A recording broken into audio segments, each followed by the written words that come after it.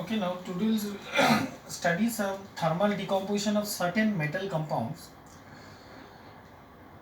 Now these are heating of metal hydroxides. So there are different types of compounds, hydroxides, carbonates, nitrates. So you have to understand this pattern. Now if you look at here, this is the activity series. The potassium, sodium, calcium, magnesium, aluminum, zinc, iron, and so on. So as we go down and down, the reactivity decreases. And if you see that all the hydroxides that I have written here also according to that activity series, just for your proper understanding.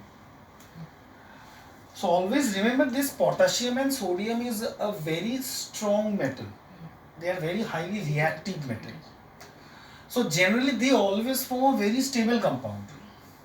So it's very difficult to always split them or break them. So they does not easily split or break.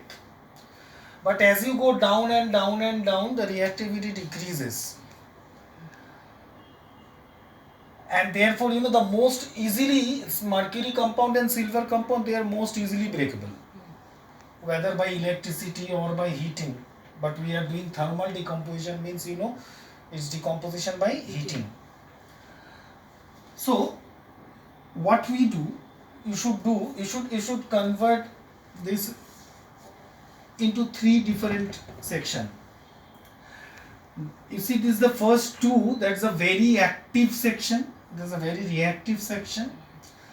This part up to copper, we can say they are the less reactive section, and these are still less reactive section, the weakest section. So whenever we heat them, now this is hydroxides. So remember that when we heat this potassium and sodium, they are stable. They does not decompose because they are, I told you, they are very strong compound. They does not decompose. Now from calcium to copper, whatever metals you have, when you heat them, they will break into metal oxide and water. So they will break into metal oxide and water. So you can remember all this. So metal oxide, calcium oxide, that's CaO plus H2O. MgO is that will become MgO plus H2O. This will become Al2O3, aluminum oxide plus H2O. This will become ZnO plus H2O. This will become FeO plus H2O. CuOH has become CuO plus H2O. So understand, so from calcium to copper, metal oxide and water. And after copper, that's for only silver and mercury, because after that there is gold and platinum, so they does not react with anybody, so that's not necessary.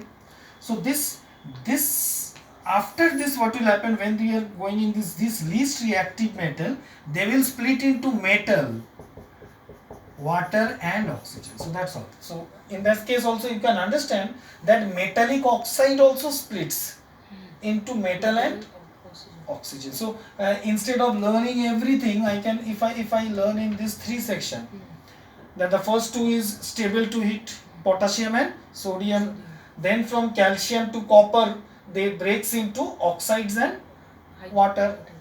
And from mercury and silver, they breaks into metal, water and oxygen. So metal means there's mercury plus H2O plus O2, and this will silver plus H2O plus O2.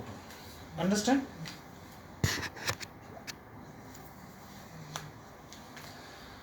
Okay, now heating of carbonates. Again you can see similarly in the same pattern I have written, or potassium, carbonate, sodium, then calcium, magnesium, zinc, copper, mercury and silver. Here also you divide into these three sections: very active, less active, inactive or very less active. It is also similar to hydroxides. So that means these two will be stable to heat. That means if you heat them, they will not decompose, they will melt, but they will not decompose. Again, this will become what? Oxides plus CO2 plus O2. So it will break into carbon dioxide and oxygen. Okay, sorry, not oxygen, only carbonate, oxides and carbon dioxide. And here also similar, what if you remember, metal plus CO2 plus O2. So in that case what is happening, in fact, that oxide is also splitting into metal and oxygen. So same reactions here also. CaCO3, if you heat, what you get? Oxide and carbon dioxide, again oxide and carbon dioxide, again oxide and carbon dioxide, and so on. So copper oxide and carbon dioxide. And in case of this, what will happen? Mercury plus carbon dioxide plus oxygen, and silver plus carbon dioxide plus oxygen. So similar reaction. Okay.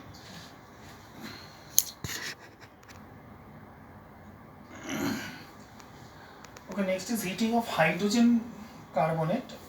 Previously we used to say bicarbonate, but nowadays we use hydrogen carbonate, like sodium bicarbonate, also known as sodium hydrogen carbonate. For every hydrogen carbonate you have to remember this format: metal carbonate, water and oxygen. So whenever a bicarbonate is heated, then we get metal carbonate, water and oxygen. Now in this case silver and mercury is not very common, so they are very least reactive.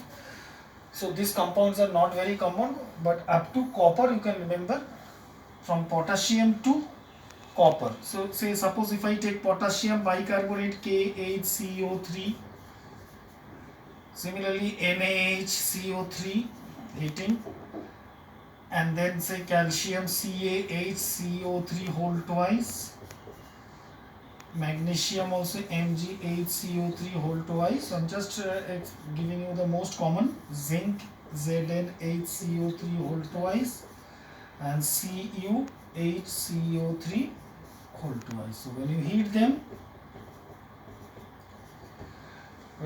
what do you get? Potassium carbonate K2CO3 plus H2O plus CO2. Okay. Then Na2CO3 plus H2O plus CO2. Okay. Oh, here I have written oxygen, it will be CO2. So understand, hydrogen carbonate gives you metal carbonate plus water plus carbon dioxide, CO2. So whenever you heat a hydrogen carbonate, you get metal carbonate plus water plus carbon dioxide. So here also potassium bicarbonate, so potassium carbonate, water and carbon dioxide. Sodium bicarbonate, you get sodium carbonate, water and carbon dioxide.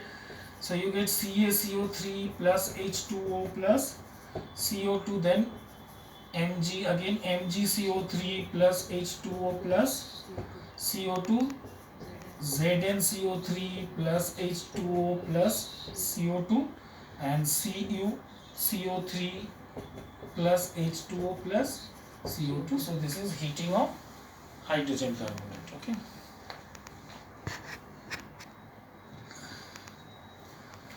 Okay, now heating of nitrates. Now in this case also you just again divide into three parts: first potassium and sodium, and then copper, calcium to copper, and then mercury and silver.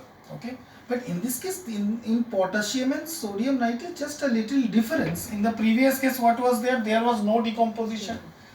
But in this case, you have to remember, we will have just a partial decomposition, and it will just decompose partially to form nitrite. So this is nitrite, potassium nitrite. So this is nitrite and this is nitrate, potassium nitrite and oxygen. Here also I will get sodium nitrite and oxygen. Similarly, in this case, now what we will have? We will have again that metal oxide plus NO2 plus O2. Understand? The first two, nitrite and oxygen, and remember, oxygen is a colorless gas. So here no other gas is evolving out, so only we are getting a colorless gas. But in this case, what will happen? We will get metallic oxide, we will get nitrogen dioxide, and we get oxygen, and this nitrogen, you know, it is a brown gas, reddish brown gas. So that means when we heat any nitrate, we'll always get a brown gas, except potassium and sodium, any gas. So that means you can say this is a test for nitrate. So we can say this test for nitrate, the evolution of NO2, the brown fume NO2 means, that means the salt is a nitrate salt, but not potassium and sodium. Except potassium and sodium, I can test any other nitrate, that if I heat it and if I get a brown fumes of reddish brown gas, that means it is a nitrate. So that means this is also metallic oxide, we will get metal oxide CaO plus NO2 plus O2. Magnesium nitrate, you will get MgO plus NO2 plus O2, again ZNO plus NO2 plus O2, CuO plus NO2 plus O2, and here also, you know, they will convert into metal plus NO2 and O2, and this will also change into Ag plus NO2 plus O2. So understand, again 3 parts. The first 2 part, partial decomposition, only colorless gas. The other up to copper oxide, nitrogen dioxide and oxygen, and then silver and mercury, metal, nitrogen dioxide and oxygen. Now sometimes the question comes, name a nitrate which on heating gives only a colorless gas.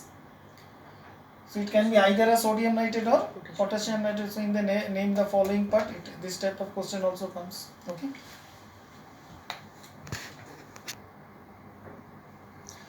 Okay, now before doing this chapter, it is very important to know the valencies.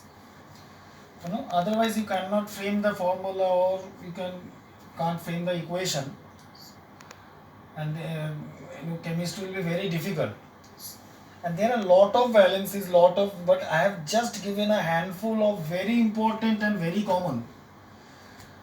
So when you go to the language of chemistry part, you will see a full page of valencies. But I have not given all, I have just given the basic.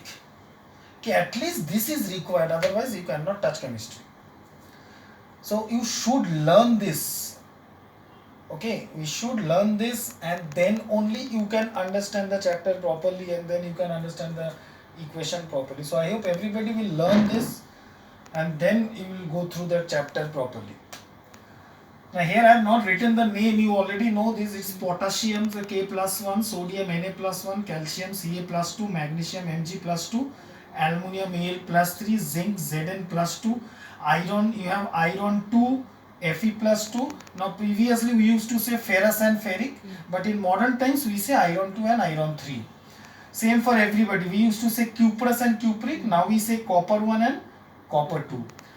Lead, we have lead 2 valencies, lead 2 and lead 4, but lead 2 is common. So therefore I have not written lead 4. So only the common thing I have written, which is not common, I have not written. So for the time being we can hold that. Later on you can learn after learning all this. Okay, so this is ammonium, very important, you know, NH4, ammonium chloride, ammonium carbonate, so many formulas you have ammonium, this NH4 plus 1. Now chloride is Cl minus 1, bromide is Br minus 1, iodide I minus 1, oxide is O minus 2, sulfide is S minus 2, sulfite is SO3 minus 2, sulfate is SO4 minus 2. Okay, so these are different, pronunciation is different, sulfite, sulfate. Similarly, nitrite is N minus 3, nitrate is NO2 minus 1, and nitrate is NO3 minus 1. And carbonate is CO3 minus 2, hydrogen carbonate is HCO3 minus 1, and hydroxide is OH minus 1. Okay, so unless you learn this, you cannot do this chapter properly. So you should learn these valencies. Okay, one of the example I show is just now I told you about potassium nitrate. You know, potassium nitrate, you know, potassium is K plus and nitrate is NO3 minus 1. So what will be the formula of potassium nitrate? It will be KNO3. And now if I heat potassium nitrate, what I get? I told you I get nitride and oxygen. So nitride, that means I am getting potassium nitride. So potassium nitrate means potassium is +1 and nitrate is NO2 -1 again. So what you get? KNO2 and oxygen. So understand? So once you learn this, then you can learn all the equation or do all the equation properly. Okay?